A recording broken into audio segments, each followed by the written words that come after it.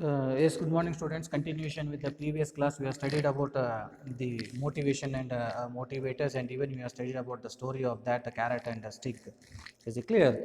So you have seen about the definitions of what you mean by the motivation, that is the need, the desire, and all. Is it clear?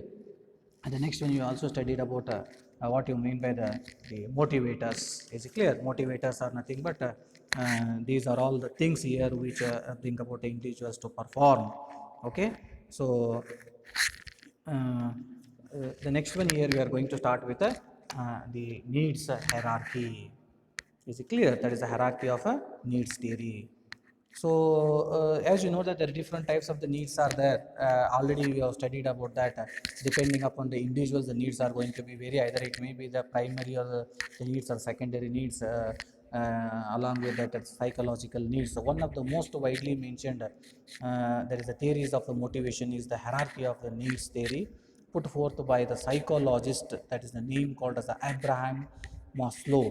Is it clear? According to this, the study done by that particular the Maslow, okay, so he put all the human needs that is in the form of that hierarchy. Is it clear? According to the needs of that particular the importance. So he, based on his study, okay, so he has put the needs that is ascending from the lowest to the highest need. What is the lowest from to the ascending from lowest to the highest? Okay, he concluded that, so when one set of need is satisfied, this kind need ceases to be a motivator. Is it clear? So according to this, he is steady. Okay, he concluded that when one set of needs is satisfied here, so this kind of needs, okay, this ceases to be as a motivator. Now here we are going to see about that the basic human needs placed by the Maslow in an ascending order of the importance. As you know that the first need is psychological needs are there. Okay, once these needs are fulfilled, then only we individuals people are think about the another set of needs. So this is the first, the basic set of the needs here, which we call it as a psychological needs. These are all the basic needs which is required for the each and every individuals to sustain in this particular environment in this world. Okay, he has to live a human life itself. So these are the must and should needs that everyone is going to be required. So what are these psychological needs? Already I have told about that. That is the food, water, warmth, shelter, and the sleep. Okay, so these are all nothing but the basic needs to maintain life. These are all nothing but these are all the basic needs which you wanted to live a life, which you wanted to maintain a life in this particular environment. Once these basic needs are going to be satisfied, okay, then you are going to think about another set of that particular needs. We call it as a security or the safety needs. These are the needs to be that is, you should be free of physical danger and of the fear of losing a job, property, food, or the shelter. So this is the needs of the security and the safety needs. Third one is related to, once these are needs are fulfilled, you are going to think about the next one, higher level affiliation or the acceptance needs. Since people are social beings here, they need to belong, to be accepted by the others. So this is what related to the affiliations and acceptance needs. That is, they wanted that everyone should be accepted by him.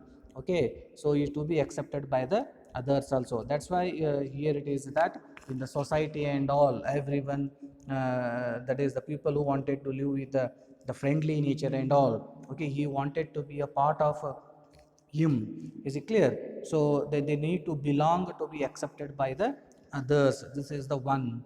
Okay, so next one is esteem needs are there. This kind of a need produces some satisfactions as when you are going to get some power. Okay, so it is related to that is if you are having a very good the prestige in the society, if you have increased your status in that particular society, if you are having a self confidence, so these type of that particular needs are there. These needs we call it as a esteem needs. Okay, so one he wanted to get a power, one he wanted to the prestige in the society, increase the status and self confidence. These are all the esteem needs. The last needs we are going to be call it as a the needs for the self actualization. This is the highest need in this hierarchy. Okay, it is the desire to become what one is capable of becoming. Okay, it is the desire to become what one is capable of becoming at the last. Is it clear? ನಾನು ಏನು ಆಗಬೇಕಂತ ಅಂದ್ಕೊಂಡಿದ್ದೆ ಅದನ್ನು ನಾನು ಸಾಧಿಸಿ ತೋರಿಸಿದ್ದೀನಿ. Is it clear? So this is the desire to become what one is capable of becoming. So that's why they are going to say to maximize one potential to accomplish something.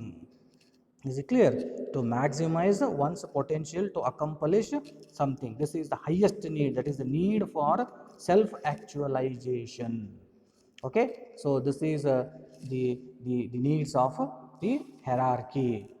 Okay, so the next one here, the question is going to be raised, that is on the needs of this particular hierarchy, that is a Maslow's concept of a hierarchy of needs has been subjected to consider research. So some of the pupils have done the research here, that is the name of the that is the scientist Edward Lawler. Okay, and another one scientist, that is Lloyd Shettle.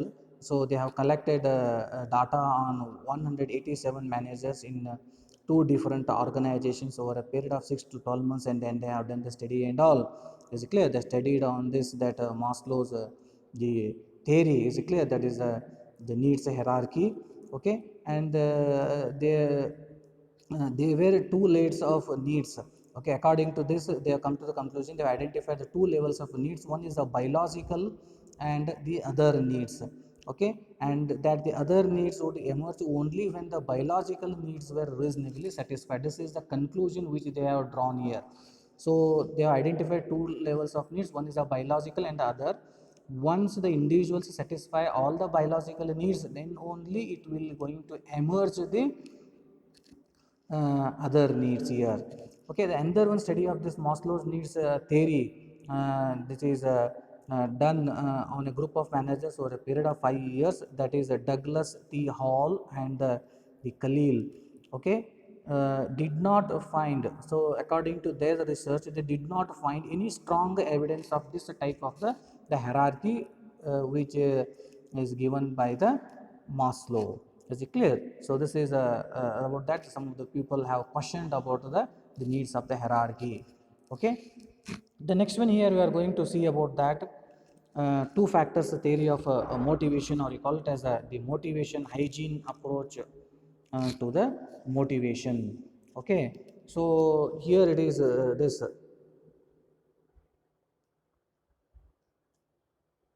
That is a motivation hygiene approach to the motivation. There is a two factors theory of a motivation. Okay, so we are going to see this one. Okay, so according to that, the Maslow needs approach has been considerably modified by one of that particular the person called as Frederick Hertzberg.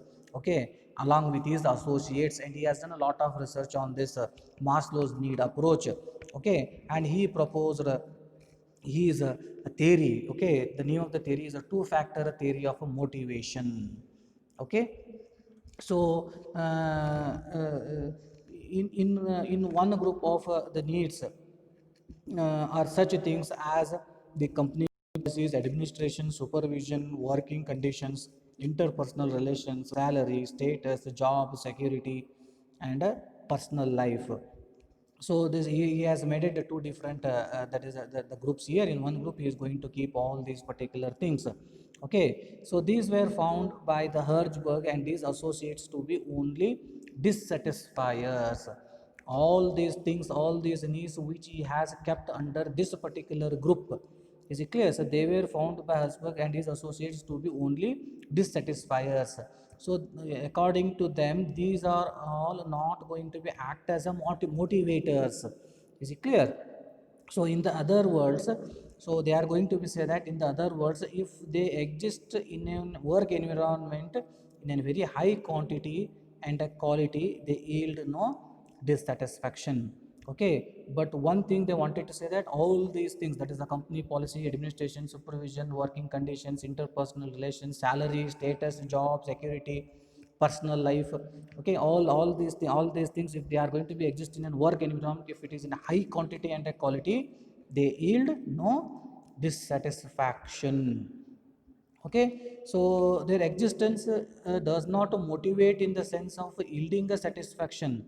They are going to be say that these things, if they are going to present in the environment, okay, does not motivate in the sense of yielding a satisfaction, but the lack of these, okay, however result in the dissatisfaction. They are going to be say that these are the things should be present. If these things are present, you cannot consider it as a motivators. Okay, they cannot motivate in the sense of yielding a satisfaction, but lack of these things, but lack of the existence would, however, they are going to be result in a dissatisfaction.